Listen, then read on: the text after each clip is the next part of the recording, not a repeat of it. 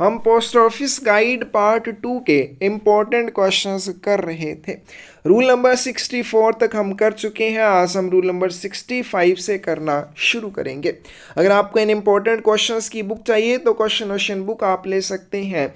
इस बुक से आपकी तैयारी नेक्स्ट लेवल की हो जाएगी। एक तो अच्छे से आप प्रैक्टिस कर पाएंगे और जितने भी क्वेश्चन इस बुक में है अगर आप उनको अच्छे से याद करते हैं, रिपीटेड क्वेश्चन आपको एग्जाम में भी देखने को मिल जाएंगे। इसके अलावा क्वेश्चन पेपर्स की बुक्स चाहिए या थ्योरी वाली बुक्स चाहिए तो वो भी मिल जाएंगी। इसके लिए डिस्क्रिप्शन में साइट का लिंक मिल जाएगा, वहां से आप ऑर्डर कर सकते हैं या आप हमें 8627096166 के ऊपर भी मैसेज कर सकते हैं। हमारे साथ क्लासेस में भी आप जुड़ सकते हैं बेहतर तैयारी करने के लिए। और पर्यावरण को बचाने के लिए हमने एक छोटी सी शुरुआत किया, ज़्यादा से ज़्यादा पौधे लगाने की। इस शुरुआत में हमारे साथ रोजी भी जुड़ गई है, तो आप भी जुड़ जाइए। डिस्क्रिप्शन में चैनल का लिंक मिल जाएगा, चैनल को सब्सक्राइब करके आप हमारे साथ जुड़ सकते हैं। आपके जुड़ने से हमें मोटिवेशन मिलेगी और ज़्यादा पौधे लगाने की। तो चलिए वीडियो शुरू करते हैं रूल नंबर 65 से। जर्नल अबाउट रजिस्ट्रेशन, पंजीकरण के बारे में सामान्य जानकारी। विच of the following can be registered, इनमें से किसे पंजीकृत किया जा सकता है। करेक्ट आंसर डी आ जाएगा। लेटर पोस्ट आइटम्स की रजिस्ट्रेशन हो सकती है। आइटम्स फॉर एयर ट्रांसमिशन, हवाई प्रसारण के लिए जो इच्छित वस्तुएं होती हैं, यानी कि ऐसी वस्तुएं जिन्हें आप हवाई प्रसारण देना चाहते हैं, या बल्क बैग, इन सब की रजिस्ट्रेशन की जा सकती है। डी ऑप्शन करेक्ट आ जाएगी। According to Post Office Regulations 2024, letters, postcards, small packets, printed papers, aerograms, literature for the blind, and M-bag may be registered at any post office for transmission to countries or territories and places served by post office, subject to such exceptions as may be specified by administrative instructions from time to time। डाकघर विनियम 2024 के अनुसार आप पत्रों की, postcard, small packet, printed paper, aerogramme, blind literature और M bag, इन सब की रजिस्ट्रेशन कर सकते हैं जब आप इन्हें फॉरेन कंट्रीज के लिए भेजते हैं। Rule number 66, postage charges on registered articles, पंजीकृत डाक वस्तुओं पर डाक शुल्क। अनपेड और underpaid articles can be sent as registered articles, कि अवैतनिक या अपर्याप्त भुगतान वाली वस्तुएं पंजीकृत वस्तुओं के रूप में भेजी जा सकती हैं। नहीं भेजी जा सकती, ना ही अंतर्देशीय डाक में भेजी जाएंगी, ना ही अंतर्राष्ट्रीय डाक में भेजी जाएंगी। For a registered article, which of the following should be fully prepaid, पंजीकृत लेख के लिए निम्नलिखित में से कौन सा पूरी तरह से प्रीपेड होना चाहिए। कौन सी ऑप्शन करेक्ट आ जाएगी? सी। तो जब भी कोई आप रजिस्टर्ड आर्टिकल भेजते हैं, उसकी रजिस्ट्रेशन फीस और बेसिक पोस्टेज फीस, इनको आपने कंपल्सरली प्रीपेड करना होता है। अनिवार्य रूप से इनका पूर्व भुगतान किया जाना चाहिए। इफ एन अनपेड और underpaid registered article for foreign country is tendered at the counter, then, यदि विदेशी देश के लिए एक अवैतनिक या कम भुगतान वाली पंजीकृत वस्तु काउंटर पर प्रस्तुत की जाती है तो क्या होगा? ए ऑप्शन करेक्ट आ जाएगी। It can not be registered and refused, इसका पंजीकरण नहीं किया जाएगा और पंजीकरण करने से मना करते हुए आर्टिकल वापस कर दिया जाएगा। यानी कि फॉरेन कंट्री को अगर आप रजिस्टर्ड आर्टिकल भेजना चाहते हैं तो वो अनपेड या अंडरपेड नहीं होना चाहिए, वो फुली प्रीपेड होना चाहिए। रूल नंबर 67 है पैकिंग ऑफ रजिस्टर्ड आर्टिकल्स, पंजीकृत लेखों की पैकिंग कैसे करनी है। Which of the following particulars are present on adhesive tapes which are used for closing registered items, पंजीकृत लेखों को बंद करने के लिए उपयोग किए जाने वाले चिपकने वाले टेप के ऊपर कौन से विवरण होने चाहिए। तो इसका करेक्ट आंसर क्या आएगा? डी आ जाएगा। इनके ऊपर नाम, मार्क्स, सेंडर के सिग्नेचर, ये सारी चीजें होनी चाहिए। Registered articles should wear the words in block letters on the top of the address side, पंजीकृत लेखों में पते के शीर्ष पर बड़े अक्षरों में कौन से शब्द होने चाहिए? तो रजिस्टर्ड या रिकमेंडेड, ये शब्द लिखे होने चाहिए। सी ऑप्शन करेक्ट आ जाएगी। रूल नंबर 68 है manner of posting of registered articles, पंजीकृत लेखों को पोस्ट करने का तरीका। If any registered article closed by adhesive tapes, then date stamp shall be affixed on. यदि किसी पंजीकृत डाक वस्तु को बंद करने के लिए एडिजिव टेप या चिपकने वाली टेप का उपयोग किया जाता है तो तारीख मोहर कहाँ लगाई जाएगी? डी ऑप्शन करेक्ट आ जाएगी। एडिजिव टेप के ऊपर लगाई जाएगी, चिपकने वाली टेप के ऊपर लगाई जाती है। रूल नंबर 69 है एडवाइस ऑफ डिलीवरी। बहुत बार यहाँ से क्वेश्चन पूछा जाता है एडवाइस ऑफ डिलीवरी के बारे में, वितरण की सूचना के बारे में। Advice of delivery is indicated as, वितरण की सूचना को कैसे इंगित किया जाता है? सी ऑप्शन करेक्ट आ जाएगी। एविस डी रिसेप्शन के रूप में इसको इंडिकेट किया जाता है। और जैसे हम अंतर्देशीय डाक में एक्नोलेजमेंट के बारे में करते हैं कि कोई भी रजिस्टर्ड आर्टिकल भेजा है उसके साथ आप पावती भेज सकते हैं, उसी तरह से फॉरेन रजिस्टर्ड आर्टिकल की बात करें उसके साथ भी आप एक्नोलेजमेंट भेज सकते हैं, लेकिन फॉरेन पोस्ट के मामले में इसको एडवाइस ऑफ डिलीवरी कहा जाता है और इसके लिए एविस डी रिसेप्शन इंडिकेशन का यूज किया जाता है।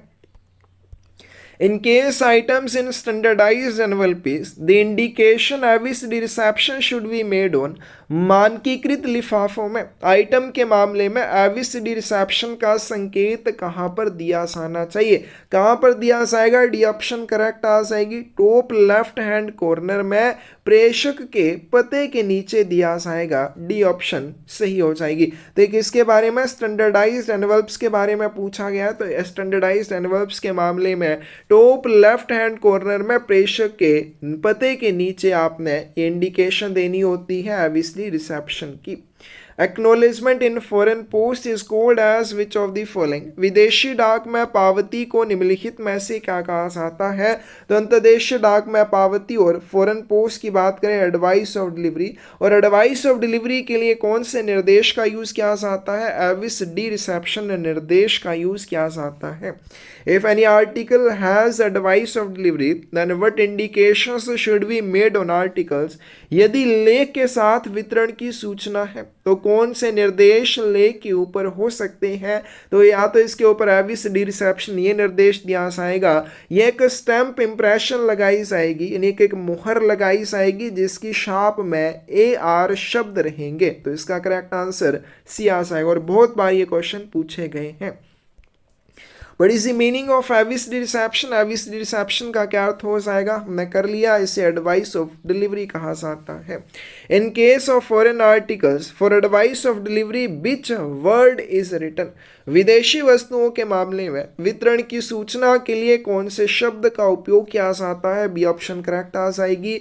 AR शब्द का उपयोग किया जाता है। एक क्वेश्चन जो बार बार पूछा गया है वो ये पूछा जाता है कि एडवाइस ऑफ डिलीवरी के लिए कौन सी इंप्रेशन या कौन से शब्दों का उपयोग किया जाता है? तो ध्यान रखना आंसर क्या आएगा? AR। एडवाइस ऑफ डिलीवरी मतलब एविस डी रिसेप्शन और इसके लिए AR इंडिकेशन का यूज किया जाता है। Which form is used for advice of delivery? Delivery की सूचना के लिए कौन सा फॉर्म उपयोग किया जाता है? तो इसके लिए CN07 का यूज किया जाता है। ए ऑप्शन करेक्ट आ जाएगी। The sender of a registered article may obtain an advice of delivery similar to the acknowledgement in the inland post for a registered article by paying the requisite additional fees and attaching a form of advice of delivery filled in। तो पंजीकृत वस्तु का प्रेषक क्या कर सकता है? अपेक्षित अतिरिक्त शुल्क का भुगतान करेगी, यानी कि जितने डाक शुल्क लगने हैं उनका भुगतान करके कौन सी भाषा में भरेंगे?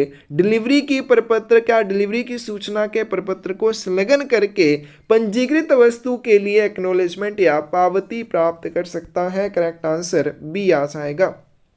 तो जो एक्नॉलेजमेंट का फॉर्म होगा या एडवाइस ऑफ डिलीवरी का प्रपत्र होगा कैसे भरा जाएगा? रोमन अक्षरों में, रोमन कैरेक्टर्स में भरा होना चाहिए। क्या यहाँ पे रोमन न्यूमेरियल्स नहीं आएगा, इस चीज़ को ध्यान में रखना है। रूल नंबर 70 है डिलीवरी ऑफ रजिस्टर्ड आर्टिकल्स, पंजीकृत लेखों की डिलीवरी या वितरण। Mark the correct option related to inward foreign registered articles. आवक विदेशी पंजीकृत लेखों से संबंधित सही विकल्प को चिन्हित करें। फर्स्ट पॉइंट है the delivery of a registered article and the exact manner in which the advice of delivery form is completed in the office of destination depends upon the internal regulations in the country of origin. गलत है कि पंजीकृत वस्तु की delivery और गंतव्य कार्यालय में वितरण की सूचना के फॉर्म को भरने का जो सटीक तरीका है वो मूल देश के आंतरिक नियमों पर निर्भर करता है। नहीं, वो ऑफिस ऑफ डेस्टिनेशन वाले देश यानी कि गंतव्य देश के आंतरिक नियमों पर निर्भर करता है, ना कि मूल देश के नियमों पर निर्भर करता है। The sender of a registered article may not obtain an advice of delivery, ये भी गलत हो जाएगा। विदेशी पंजीकृत डाक वस्तुओं का प्रेषक एडवाइस ऑफ डिलीवरी या वितरण की सूचना प्राप्त कर सकता है। The charges for advice of delivery shall not be represented on the item with the other charges, ये भी गलत हो जाएगा। जब भी किसी पंजीकृत डाक वस्तु के लिए वितरण की सूचना संलग्न करके भेजी जाती है तो वितरण की सूचना का जो शुल्क होगा उसको अन्य शुल्कों के साथ आइटम पर रिप्रेजेंट किया जाता है, प्रदर्शित किया जाता है। डी ऑप्शन करेक्ट होगी।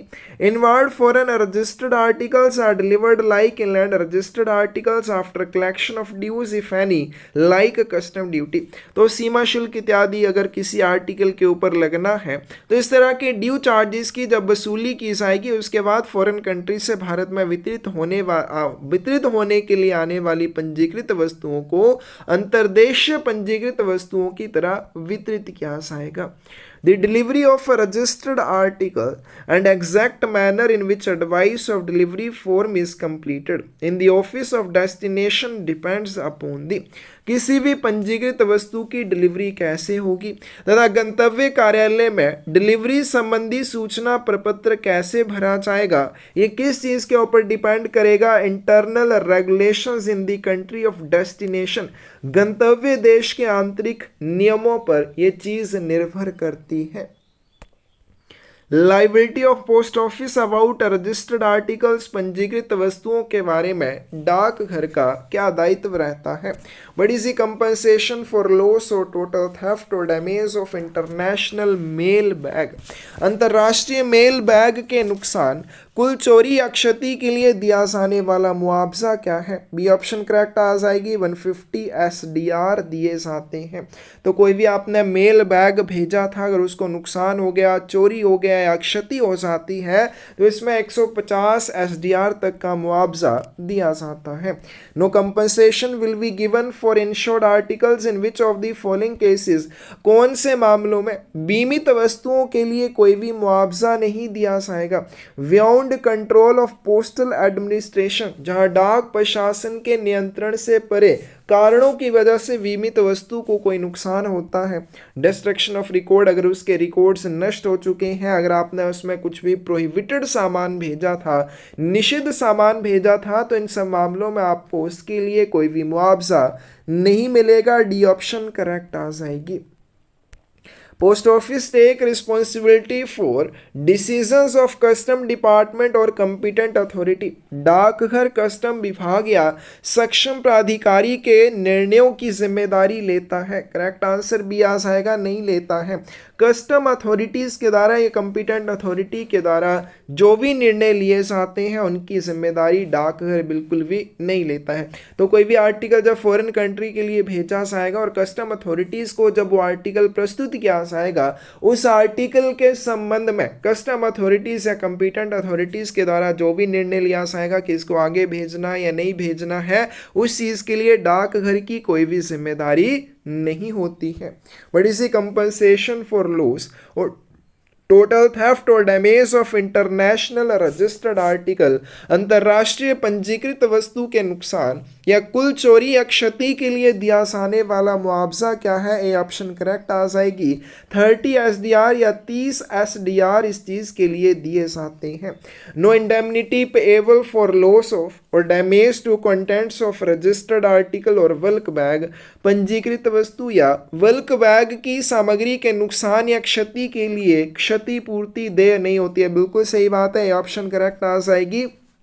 कोई भी आपने रजिस्टर्ड आर्टिकल या रजिस्टर्ड बल्क बैग भेजा और उसकी सामग्री को अगर कोई नुकसान होता है या लॉस होता है तो उस चीज़ के लिए आपको कोई भी मुआवजा नहीं मिलता है। अगर बल्क बैग को या पूरे आर्टिकल को कोई नुकसान होता है या उसकी चोरी होती है तब जाके मुआवजा मिलेगा। What is the meaning of force majeure? अप्रत्याशित घटना का क्या अर्थ है? तो डी ऑप्शन करेक्ट आ जाएगी। इन सर्कमस्टांसिस बियॉन्ड कंट्रोल, नियंत्रण से परे परिस्थितियों के मामले में, ठीक है, जहाँ पे मुआवजे के लिए हो या किसी भी और वजह से आपने किस चीज़ का यूज़ करना है, नियंत्रण से परे परिस्थितियों का यूज़ करना है, तो उसको कहेंगे force majeure. D option correct आ जाएगी। The post office will not liable for the loss of registered articles if the sender has not made an inquiry within. यदि प्रेषक कितने समय के भीतर पूछताछ नहीं करता है तो डाकघर पंजीकृत वस्तुओं के नुकसान के लिए उत्तरदायी नहीं होगा। डी ऑप्शन करेक्ट आ जाएगी। तो अगर प्रेषक ने क्या किया, कोई भी पंजीकृत डाक वस्तु है उसके नुकसान के बारे में 1 वर्ष के भीतर पूछताछ नहीं की, उसके बाद उस वस्तु के लिए डाकघर की कोई भी जिम्मेदारी नहीं रहेगी। रूल नंबर 72 है पेमेंट ऑफ इंडेमनिटी या क्षतिपूर्ति का भुगतान। Indemnity is payable to whom. क्षतिपूर्ति का भुगतान किसे किया जाता है? सेंडर को किया जाता है। ए ऑप्शन करेक्ट आ जाएगी। रूल नंबर 73 है subsequent recovery of lost registered articles. Lost या खोए हुए पंजीकृत लेखों की बाद में वसूली। क्या आपने एक रजिस्टर्ड आर्टिकल भेजा, अब वो क्या हो गया, गुम हो जाता है। अब गुम हो गया, उसके लिए आपको मुआवजा मिल गया, लेकिन मुआवजा मिलने के बाद वो फिर से कहीं से मिल जाता है तो क्या होगा? Within how many months a sender can repay indemnity to get back lost item? कितने महीनों के भीतर प्रेषक खोई वस्तु को वापस पाने के लिए क्षतिपूर्ति को वापस चुका सकता है? अब आपने मान लीजिए एक रजिस्टर्ड आर्टिकल भेजा, अब रजिस्टर्ड आर्टिकल भेजा और वो गुम हो गया, और गुम होने के बाद आपको मुआवजा मिल गया। मुआवजा मिलने के बाद वो फिर से पोस्ट ऑफिस में कहीं मिल जाता है आर्टिकल, तो ऐसी स्थिति में 3 महीने के भीतर आपको जो इंडेमनिटी मिली है वो पोस्ट ऑफिस को आप वापस कर सकते हैं और अपना आर्टिकल ले सकते हैं। If after payment of indemnity lost a registered article found, then sender have the option to take delivery of article after a repayment of indemnity. If a sender fails to exercise the option within 3 months, then same option will be given to। अब मान लीजिए क्या हो गया शुरुआत में कि आपको कोई डाक वस्तु आपने भेजी थी, पंजीकृत डाक वस्तु थी, उसके लिए आपको कंपनसेशन या क्षतिपूर्ति मिल जाती है। क्षतिपूर्ति मिलने के बाद पंजीकृत वस्तु भी मिल जाती है, तो प्रेषक के पास एक ऑप्शन होगी कि वो जो भी इंडेमनिटी या क्षतिपूर्ति उसको मिली है वो पोस्ट ऑफिस को वापस कर दे और अपनी डाक वस्तु का वितरण ले ले। लेकिन प्रेषक अगर 3 महीने के भीतर इस विकल्प का उपयोग नहीं करता है तो सेम ऑप्शन किसको दी जाती है? एड्रेसी या प्राप्तकर्ता को दी जाती है कि जितनी इंडेमनिटी या जितनी क्षतिपूर्ति प्रेषक को मिली है उतनी इंडेमनिटी आप पोस्ट ऑफिस को देकर उस डाक वस्तु का वितरण ले सकते हैं। रूल नंबर 76 है description about insurance of foreign articles. विदेशी वस्तुओं के बारे में विवरण। Insurance facilities available for all foreign countries. बीमा सुविधा सभी देशी देशों के लिए उपलब्ध है। बी ऑप्शन करेक्ट आ जाएगी फॉल्स। सभी देशों के लिए आप इंश्योर्ड आर्टिकल नहीं भेज सकते हैं। In foreign letter post only letters can be insured. विदेशी पत्र डाक में केवल पत्रों का ही बीमा किया जा सकता है। बिल्कुल सही बात है, ये ऑप्शन करेक्ट आ जाएगी। अब हमने लेटर पोस्ट के बारे में क्वेश्चन किए, थ्योरी में लेटर पोस्ट के बारे में पढ़ा कि लेटर पोस्ट में क्या क्या आ जाता है। लेटर आ जाते हैं, पोस्ट कार्ड आ जाते हैं, एरोग्राम आ जाते हैं, प्रिंटेड पेपर इसमें शामिल है, ब्लाइंड लिटरेचर पैकेट इसमें शामिल है, स्मॉल पैकेट आ जाएंगे, रजिस्टर्ड न्यूज़पेपर आ जाएंगे। ये सारी चीज़ें किसमें शामिल है? लेटर पोस्ट में या पत्र डाक में शामिल है। अब अगर हम इंश्योरेंस की बात करें, रजिस्ट्रेशन तो हमने कर लिया कि इन सब की आप कर सकते हैं, वो हमने ऊपर अभी पढ़ा था, पोस्ट ऑफिस रेगुलेशंस 2024 में भी बताया गया है। लेकिन अगर हम बात करें इंश्योरेंस की तो लेटर पोस्ट की जितने भी श्रेणियां हैं, यानी कि चाहे लेटर है, postcard, aerogramme, printed paper, blind literature, small packet या रजिस्टर्ड न्यूज़पेपर है, तो उसमें केवल आप लेटर्स की ही इंश्योरेंस कर सकते हैं। ए ऑप्शन करेक्ट आ जाएगी। नेक्स्ट क्वेश्चन चलते हैं।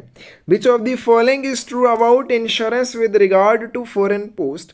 विदेशी डाक के संबंध में बीमा के बारे में निम्नलिखित में से कौन सा कथन सत्य है। फर्स्ट ऑप्शन है among the various letter post categories only letters can be sent insured in the foreign post.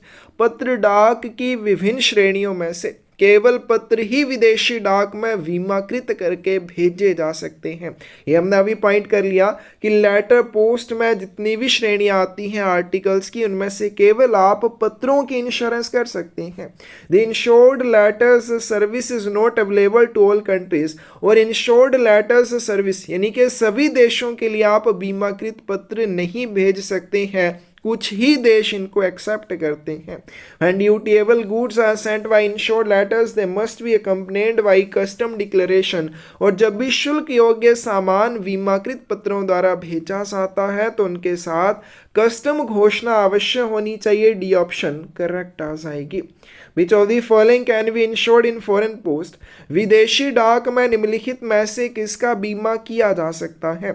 A option correct आ जाएगी। लेटर पोस्ट कैटेगरी में सिर्फ लेटर्स की इंश्योरेंस होगी, ब्लाइंड लिटरेचर, स्मॉल पैकेट इत्यादि की इंश्योरेंस नहीं की जाएगी। रूल नंबर 77 है insured value and insurance for inland transit. बीमित मूल्य और अंतर्देश पारगमन के लिए बीमा। If any article is insured for inland transit only, then beyond limits of India it will be treated as। यदि किसी वस्तु का बीमा केवल अंतर्देश पारगमन के लिए किया जाता है तो भारत की सीमा से परे इसे क्या माना जाएगा, इसे रजिस्टर्ड आर्टिकल माना जाएगा, पंजीकृत लेख माना जाएगा। तो जैसे हमने अभी किया कि हर देश के लिए आप इंश्योर्ड लेटर नहीं भेज सकते हैं, लेकिन मान लीजिए अगर आप कोई ऐसा सामान भेजना चाहते हैं लेटर के माध्यम से जिसकी इंश्योरेंस भारत के भीतर कंपल्सरी है, लेकिन फॉरेन कंट्री में तो वो सर्विस ही नहीं है, तो क्या होगा, ये मान लीजिए भारत है और ये दूसरा देश है, तो भारत के भीतर प्रसारण के लिए उस आर्टिकल की आप इंश्योरेंस कर सकते हैं। और जब वो आर्टिकल भारत की सीमा के बाहर चला जाएगा तो रजिस्टर्ड आर्टिकल की तरह उसे ट्रीट किया जाएगा। सी ऑप्शन करेक्ट आ जाएगी। Countries in which insured articles are not accepted, there they will be treated as which of the following। जिन देशों में बीमाकृत वस्तुएं स्वीकार नहीं की जाती हैं वह उन्हें निम्नलिखित में से किस रूप में माना जाएगा। ए ऑप्शन करेक्ट आ जाएगी, रजिस्टर्ड लेटर या पंजीकृत पत्र के रूप में माना जाएगा। कि ऐसे आर्टिकल अगर आप ऐसे देश के लिए भेजते हैं जहां पे इंश्योरेंस फैसिलिटी नहीं है तो ऐसे आर्टिकल की इंश्योरेंस आप भारत के भीतर प्रसारण के लिए कर सकते हैं, और जब वो आर्टिकल भारत की सीमा के बाहर चला जाएगा उसे पंजीकृत लेटर की तरह, पंजीकृत पत्र की तरह ट्रीट किया जाएगा। Maximum amount up to which foreign article is adopted as insured in India. भारत में किसी भी विदेशी लेख को अधिकतम की सीमा तक बीमित लेख के रूप में स्वीकार किया जा सकता है। डी ऑप्शन करेक्ट आ जाएगी। तो जैसे हम अंतर्देशीय डाक की बात करें तो इंश्योरेंस आर्टिकल्स की 1 लाख रुपए तक कर सकते हैं, लेकिन अगर हम फॉरेन आर्टिकल्स की बात करें तो फॉरेन आर्टिकल की इंश्योरेंस मैक्सिमम 10,000 रुपए के लिए एक्सेप्ट की जाती है। But is maximum amount for which letters can be insured. अधिकतम राशि क्या है जिसके लिए पत्रों का बीमा किया जा सकता है। बी ऑप्शन करेक्ट आ जाएगी, वेरीज अकॉर्डिंग टू डेस्टिनेशन। हर गंतव्य के लिए यह सीमा अलग रहती है, किसी देश के लिए 5,000, किसी के लिए 2,000, किसी के लिए 10,000, इस तरह से ये वेरी करती है। Insurance is not available for destination country then. यदि गंतव्य देश के लिए बीमा उपलब्ध नहीं है तो क्या होगा, तो आप insurance article for inland transit only, केवल अंतर्देश पारगमन के लिए उस लेख का बीमा किया जा सकता है। Which of the following is true about insurance with regard to foreign post?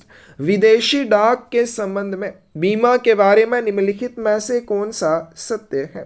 First point है the maximum amount up to which letters can be insured varies according to destination. पत्रों के लिए बीमा कराने की अधिकतम राशि गंतव्य के अनुसार अलग अलग होती है। बिल्कुल सही बात है। हर देश के लिए इंश्योर्ड आर्टिकल एक्सेप्ट करने की लिमिट अलग अलग है। हालांकि सभी देश इंश्योर्ड आर्टिकल्स को एक्सेप्ट नहीं करते हैं, लेकिन जो देश इंश्योर्ड आर्टिकल्स को एक्सेप्ट करते हैं उनके इंश्योरेंस आर्टिकल्स को एक्सेप्ट करने की लिमिट अलग अलग है। The maximum amount up to which letters can be insured varies according to route followed। जिस अधिकतम राशि तक पत्रों का बीमा किया जा सकता है वह अपनाए गए मार्ग के अनुसार भिन्न भिन्न होता है। कि मान लीजिए किसी देश को आर्टिकल भेजने के लिए आपके पास 2 रास्ते हैं या 3 रास्ते हैं, तो इंश्योरेंस एक तो देखा जाएगा वो देश मैक्सिमम किस लिमिट तक इंश्योर्ड आर्टिकल को एक्सेप्ट करता है। दूसरी बात, जिस रास्ते से आप आर्टिकल भेज रहे हैं उस रास्ते के लिए भी इंश्योरेंस की लिमिट्स होती है कि इस रास्ते से भेजेंगे 2000 रुपये तक की इंश्योर्ड आर्टिकल भेजे जा सकते हैं, इस रास्ते से 1000, इस रास्ते से 3000। तो किस मार्ग से आप आर्टिकल भेज रहे हैं उसकी इंश्योरेंस लिमिट को भी ध्यान में रखा जाता है।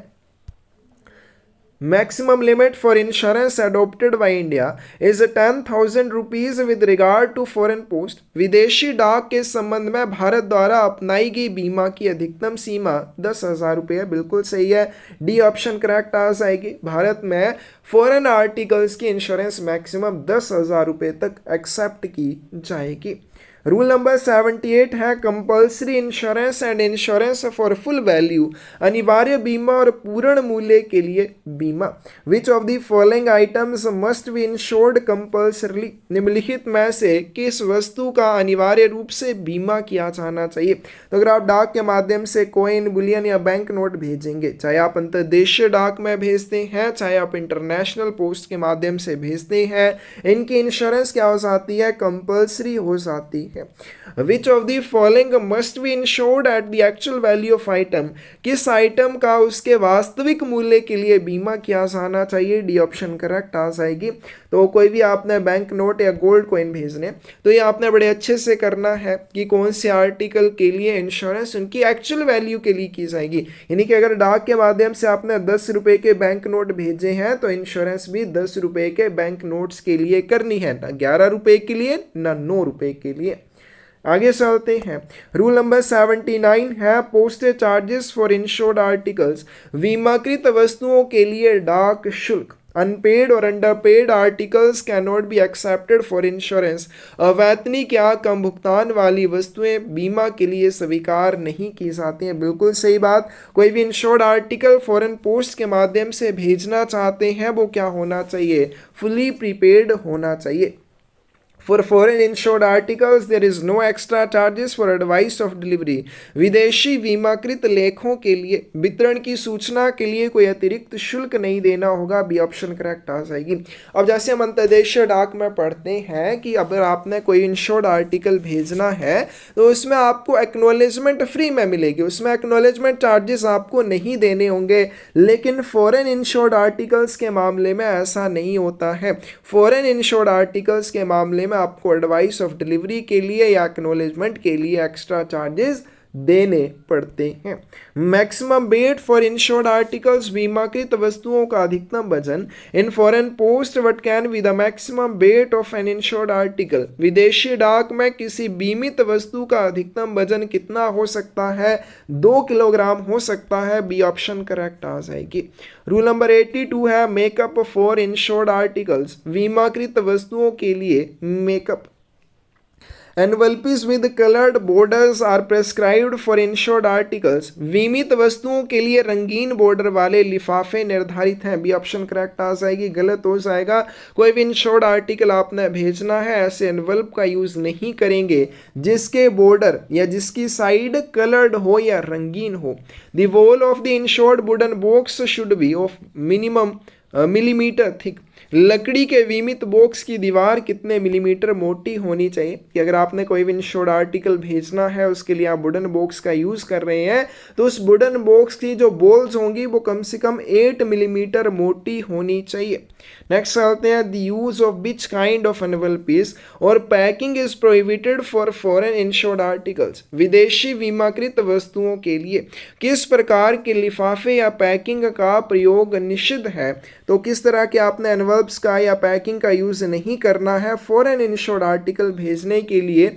होली ट्रांसपेरेंट एनवेल्पीज और पैकिंग, पूरी तरह से पारदर्शी लिफाफे या पैकिंग। एनवेल्पीज और packing which have a transparent panel और एनवेल्पीज with coloured border.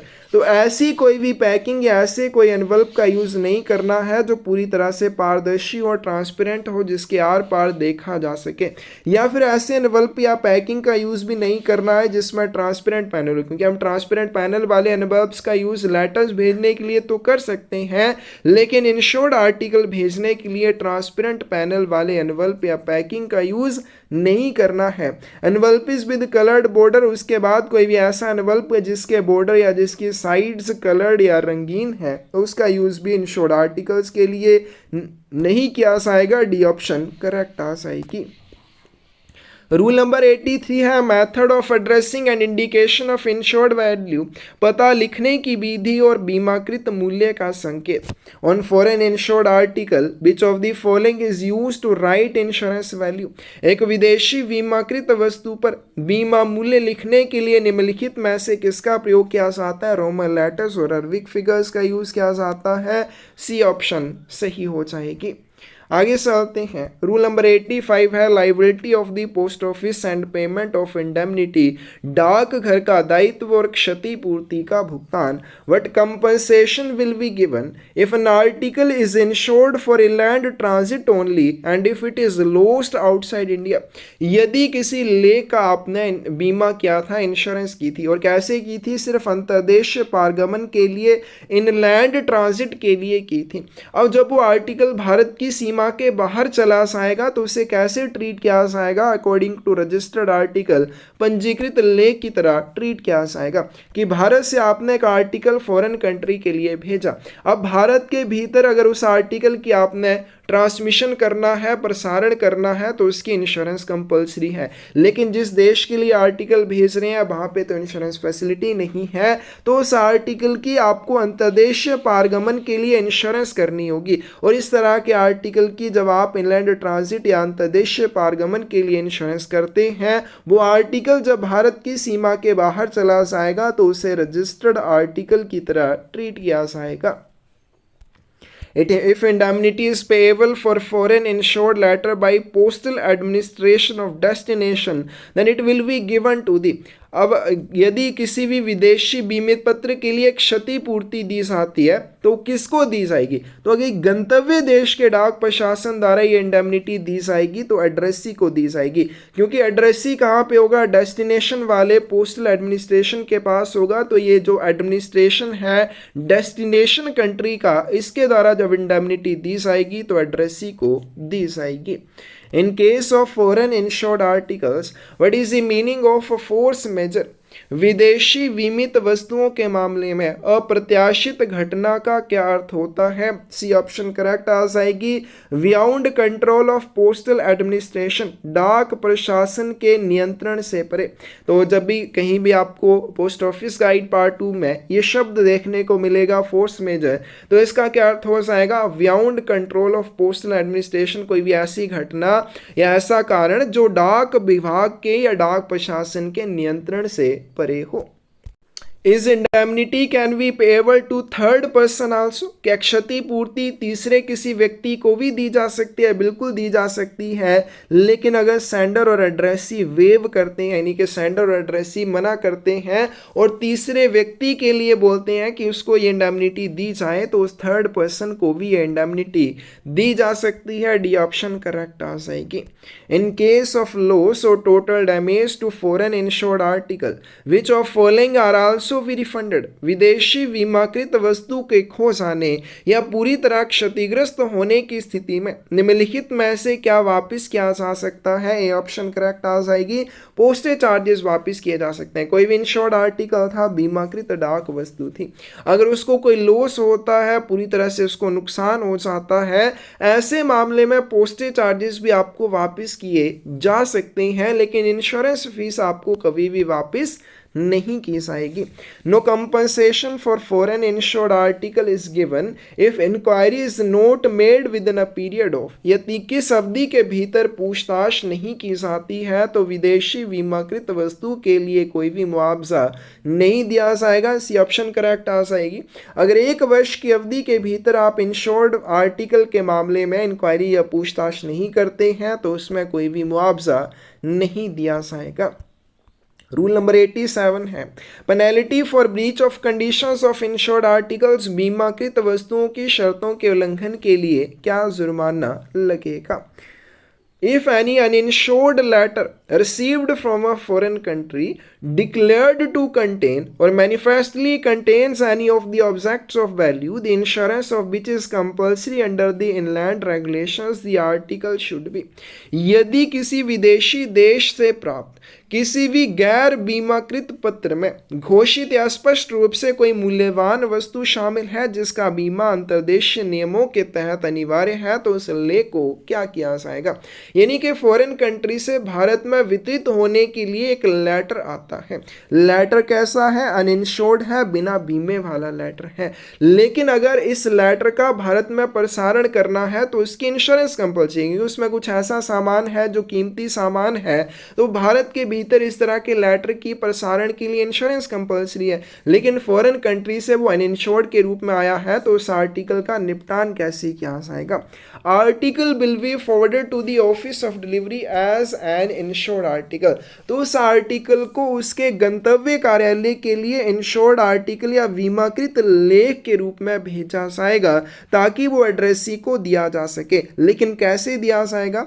Subject to payment of prescribed insurance fees in addition to postage and the fees for registration. इसके लिए क्या करना होगा? प्राप्तकर्ता को डिलीवरी के लिए यह भेजा जाएगा, लेकिन इसके लिए निर्धारित बीमा शुल्क, डाक शुल्क और पंजीकरण शुल्क का भुगतान भी करना होगा। और कैसे करना होगा? अंतर्देशीय दरों के अनुसार करना होगा। The Office of Exchange should place such an article in a protecting cover or bag addressed to the postmaster of the Office of Delivery after having a note recorded on it explaining why the article is being so sent। फिर जब विनियम कार्यालय में इस तरह की डाक वस्तु प्राप्त होती है तो डिलीवरी कार्यालय के पोस्टमास्टर को यह आर्टिकल कैसे भेजा जाएगा? तो ये एक सुरक्षा कवर या बैग में बंद करके भेजा जाता है और इसको डायरेक्टली एड्रेसी के लिए नहीं, डिलीवरी कार्यालय के पोस्ट मास्टर को संबोधित करके भेजा जाता है और इसके ऊपर एक नोट दर्ज किया जाता है कि आर्टिकल आपको क्यों सुरक्षा कवर या बैग में रखकर भेजा जा रहा है। तो इसी ऑप्शन करेक्ट आ जाएगी, दोनों ही पॉइंट सही हैं। नेक्स्ट चलते हैं, रूल नंबर 88 है, प्रिशेबल बायोलॉजिकल सब्सटेंसेस, नाशवान जैविक पदार्थ, living pathogenic microorganisms and living pathogenic viruses can be sent through India Post। जीवित रोगजनक सूक्ष्म जीव और जीवित रोगजनक वायरस भारतीय डाक के माध्यम से भेजे जा सकते हैं, बिल्कुल भेजे जा सकते हैं। ए ऑप्शन करेक्ट आ जाएगी। Living insects and eggs may be imported into India without special permission from central government। केंद्र सरकार की विशेष अनुमति के बिना जीवित कीट और अंडे भारत में आयात किए जा सकते हैं। बी ऑप्शन हमारे पास करेक्ट आ जाएगी। नहीं, अगर कोई भी लिविंग इंसेक्ट एग आपको इंपोर्ट करने हैं भारत में तो इसके लिए सेंट्रल गवर्नमेंट की परमिशन आपके पास होनी चाहिए। Entry of coffee, garlic, onion through parcel post is prohibited unless accompanied by a certificate regarding freedom from। Parcel post के माध्यम से कॉफ़ी, लहसुन, प्याज का आयात प्रतिबंधित है जब तक कि इसके साथ किसकी स्वतंत्रता के संबंध में प्रमाण पत्र ना हो। बी ऑप्शन करेक्ट आ जाएगी। फंगस डिसीज यूरोसिस्ट ठीक है। तो अगर आपने भारत में कॉफ़ी, गार्लिक, ऑनियन इत्यादि को पार्सल पोस्ट के माध्यम से इंपोर्ट करना है तो इसके साथ एक सर्टिफिकेट होना चाहिए, और उस सर्टिफिकेट में क्या होना चाहिए, फंगस डिसीज यूरोसिस्ट, इस चीज़ की कोई भी बीमारी या इस तरह का कोई भी कवक रोग इसके साथ नहीं आएगा, ये सर्टिफिकेट आपको वहाँ पे देना होगा। Which of the following institute can send perishable biological substances, निम्नलिखित में से कौन सा संस्थान विनाशकारी जैविक पदार्थ भेज सकता है? तो इसका करेक्ट आंसर हमारे पास डी आ जाएगा, ICMR new Delhi, virus research centre Pune, फिर उसके बाद है बोटनिकल सर्वे ऑफ इंडिया, ये सभी क्या कर सकते हैं, विनाशकारी जैविक पदार्थ डाक के माध्यम से भेज सकते हैं। Screw caps may be used in primary receptacle in case of refrigerated and frozen perishable biological substances, शीतित या फिर जमे हुए खराब हो सकने वाले जैविक पदार्थों के मामले में स्क्रू कैप का उपयोग प्राथमिक पात्र में किया जा सकता है। करेक्ट आंसर भी आ जाएगा, नहीं किया जा सकता। तो जो रेफ्रिजरेटेड या फ्रोजन पेरिशेबल बायोलॉजिकल सब्सटेंसेस होते हैं उनके मामले में ऐसे किसी पात्र का यूज नहीं करना है जिसमें स्क्रू कैप लगे हो। प्राइमरी रिसेप्टेकल के रूप में इसका यूज नहीं करना है, सेकेंडरी रिसेप्टेकल या द्वितीय पात्र के रूप में इसका यूज किया जा सकता है। Perishable biological substances are transmitted only as registered items by air, नाशवान जैविक पदार्थ केवल हवाई मार्ग से पंजीकृत वस्तुओं के रूप में प्रेषित होंगे। बिल्कुल सही बात है, ए ऑप्शन सही आएगी। Perishable biological substances are packed in sealed solid metal box for America. America के लिए नाशवान जैविक पदार्थ सीलबंद ठोस धातु के बक्से में पैक किए जाने चाहिए। बिल्कुल सही बात है, ऑप्शन करेक्ट आ जाएगी। If plants are imported by sea, a license from is required to show at custom. यदि पौधों का आयात समुद्री रास्ते से किया जाना है तो कस्टम को दिखाने के लिए किससे प्राप्त एक लाइसेंस की आवश्यकता होगी? करेक्ट आंसर डी आ जाएगा, एग्रीकल्चर डिपार्टमेंट या कृषि विभाग से आपको एक लाइसेंस लेना होगा कस्टम डिपार्टमेंट को दिखाने के लिए। Transmission of citrus fruit plants are prohibited unless a certificate is provided. जब तक आप एक प्रमाण पत्र प्रस्तुत नहीं करते हैं तब तक सिट्रस फलों के पौधों का प्रसारण निषिद्ध होगा। बिल्कुल सही बात है, इसका ये ऑप्शन करेक्ट आ जाएगी। इन केस ऑफ डैमेज और leakage of perishable biological substances one person must immediately notify to. खराब होने वाले जैविक पदार्थों के नुकसान या रिसाव के मामले में किस एक व्यक्ति को तुरंत सूचित किया जाना चाहिए? आपने क्या भेजा है, कोई भी पेरिशेबल बायोलॉजिकल सब्सटेंसेस भेजे हैं, उनमें कोई लीक हो जाती है या आर्टिकल डैमेज हो जाता है तो उस मामले में तुरंत आप पब्लिक हेल्थ अथॉरिटी को नोटिफाई करेंगे, सूचित करेंगे। What is the weight limit for sending biological perishable substances to USA? USA को जैविक नाशवान पदार्थ भेजने की वजन सीमा क्या है? 0.5 लीटर, सी ऑप्शन करेक्ट आ जाएगी। Plants can be transmitted through by air और सी। पौधों का वायु या समुद्र द्वारा किसके माध्यम से आयात किया जा सकता है? सिर्फ पार्सल पोस्ट के माध्यम से, बी ऑप्शन सही आ जाएगी। आगे चलते हैं। आइस और dry ice must be placed outside the. बर्फ या सूखी बर्फ को किसके बाहर रखा जाना चाहिए? बी ऑप्शन करेक्ट आ जाएगी। जब भी किसी आर्टिकल के लिए आप आइस या ड्राई आइस का यूज करते हैं तो इसको हमेशा सेकेंडरी रिसेप्टेकल या द्वितीय पात्र के बाहर रखना होता है। सी बी ऑप्शन करेक्ट आ जाएगी। Entry of lemon, lime, orange, citrus plants through parcel post by air or sea is prohibited unless accompanied by a certificate for नींबू, चूना, संतरा, सिट्रस पौधों का पार्सल पोस्ट के माध्यम से हवाई मार्ग या समुद्री मार्ग से प्रवेश निषिद्ध है जब तक कि कौन से प्रमाण पत्र उनके साथ ना हो। करेक्ट आंसर सी आ जाएगा। सबसे पहले क्या होना चाहिए? Freedom from fungus disease, mall psycho disease, mall psycho रोग से मुक्ति का एक सर्टिफिकेट, और जर्नल पाइथो सैनिटरी सर्टिफिकेट उसके साथ होना चाहिए। साइटो सैनिटरी सर्टिफिकेट और माल सैको डिसीज से मुक्ति वाला एक सर्टिफिकेट होना चाहिए, तभी इस तरह की वस्तुओं को पार्सल पोस्ट के माध्यम से भारत में इंपोर्ट किया जा सकता है।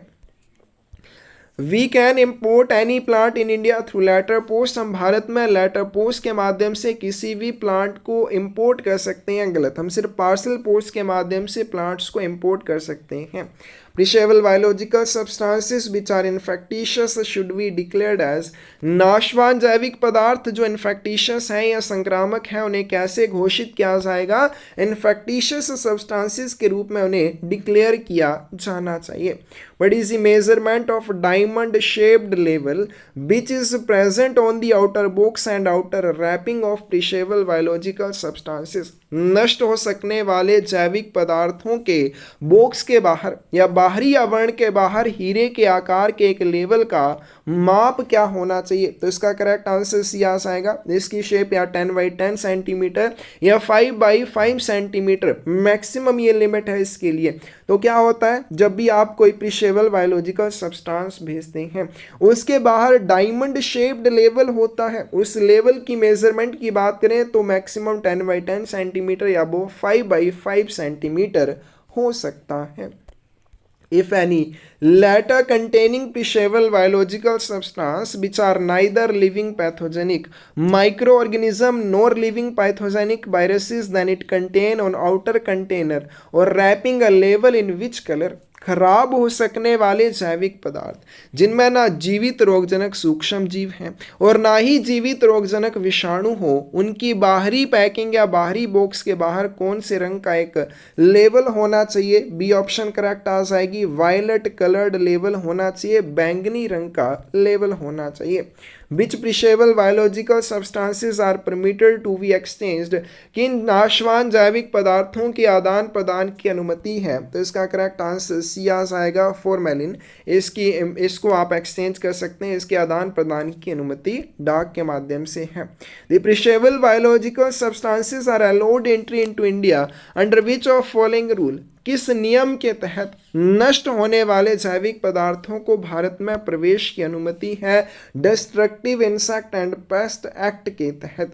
Which of the following perishable biological substances are allowed entry into India under destructive insect and paste act? विनाशकारी कीट और कीट अधिनियम के तहत कौन से विनाशकारी जैविक पदार्थों को भारत में प्रवेश की अनुमति है? तो इसका करेक्ट आंसर डी आ जाएगा। प्लांट्स, लिविंग इंसेक्ट और फंगी, इन सब की अनुमति है, डी ऑप्शन करेक्ट आ जाएगी।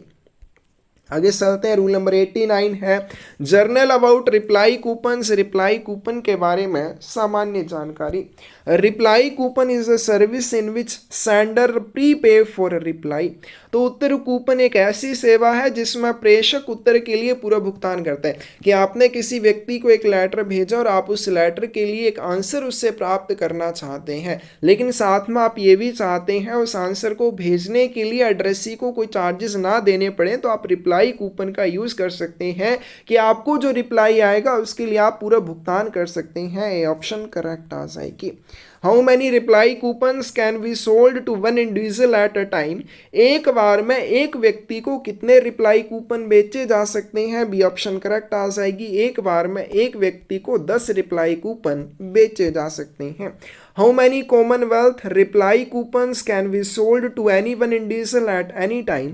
किसी एक व्यक्ति को किसी भी समय कितने कॉमनवेल्थ रिप्लाई कूपन बेचे जा सकते हैं? तो इसका करेक्ट आंसर सी आ जाएगा, 30। Before issuing a reply coupon it should be stamped with name stamp of the office of issue. Uttar coupon जारी होने से पहले जारी करने वाले डाकघर को नाम मोहर के साथ इसके ऊपर स्टैंप लगानी होती है। बिल्कुल सही। जब भी कोई रिप्लाई कूपन जारी किया जाता है तो जारी करने से पहले ऑफिस ऑफ इशू के द्वारा इसके ऊपर क्या लगाया जाता है? अपनी नेम स्टैंप या नाम मोहर लगाई जाती है। रूल नंबर 90 है इंटरनेशनल रिप्लाई कूपन, अंतरराष्ट्रीय उत्तर coupon. On presentation of sufficient number of coupons they can also be exchanged for postage stamps require for repaying letter paying. पर्याप्त संख्या में कूपनों की प्रस्तुति पर उन्हें डाक टिकटों के लिए विनिमय किया जा सकता है जो कि कितने वजन वाले पत्र को चुकाने के लिए आवश्यक है? बी ऑप्शन करेक्ट आ जाएगी। 20 ग्राम वाले लेटर के लिए जिसे हवाई डाक के माध्यम से भेजा जाता है उसको भेजने के लिए जितने डाक टिकटों की आवश्यकता है उतने डाक टिकटों के साथ पर्याप्त संख्या में कूपन प्रस्तुत करने पर उनको एक्सचेंज किया जा सकता है। International reply coupons can be exchanged with which of the following countries, किन देशों के साथ अंतर्राष्ट्रीय उत्तर कूपन का आदान प्रदान किया जा सकता है।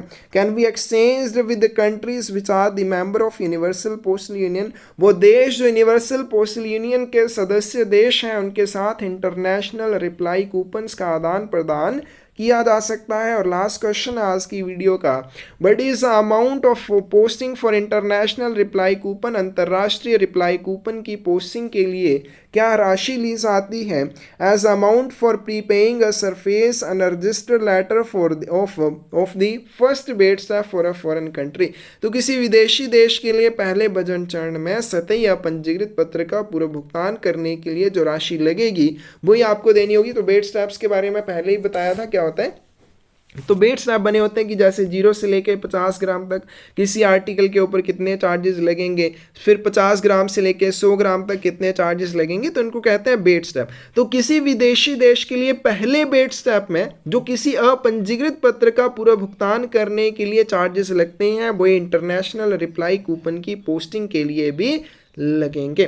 तो ये थे आज के मोस्ट इंपॉर्टेंट क्वेश्चन जो हमने पोस्ट ऑफिस गाइड पार्ट 2 के किए हैं। बहुत अच्छे से आपने करने हैं। बहुत सारे ऐसे क्वेश्चन हैं जो एग्जाम में पूछे गए हैं और बहुत सारे ऐसे क्वेश्चन हैं जो आगे आने वाले एग्जाम में आपसे पूछे जाएंगे। अगर आपको इन क्वेश्चंस की बुक चाहिए तो क्वेश्चन बुक आप ले सकते हैं। इस बुक से अगर आप तैयारी करेंगे 100% जो भी डिपार्टमेंट के क्वेश्चन है इस बुक से कवर हो जाएंगे एग्जाम में। इसके अलावा क्वेश्चन पेपर्स की बुक से आप थ्योरी वाली बुक्स लेना चाहते हैं तो वो भी मिल जाएंगी। इसके लिए आप हमें 8627096166 के ऊपर मैसेज कर सकते हैं और डिस्क्रिप्शन में साइट का लिंक मिल जाएगा, वहाँ से भी आप ये बुक्स ऑर्डर कर सकते हैं। और हमने एक छोटी सी शुरुआत किया ज़्यादा से ज़्यादा पौधे लगाने की। इस जर्नी में आप भी हमारे साथ जुड़े, डिस्क्रिप्शन में चैनल का लिंक मिल जाएगा, उसको सब्सक्राइब करके आप हमारे साथ जुड़ सकते हैं। आपके जुड़ने से हमें मोटिवेशन मिलेगी और ज़्यादा पौधे लगाने की। धन्यवाद।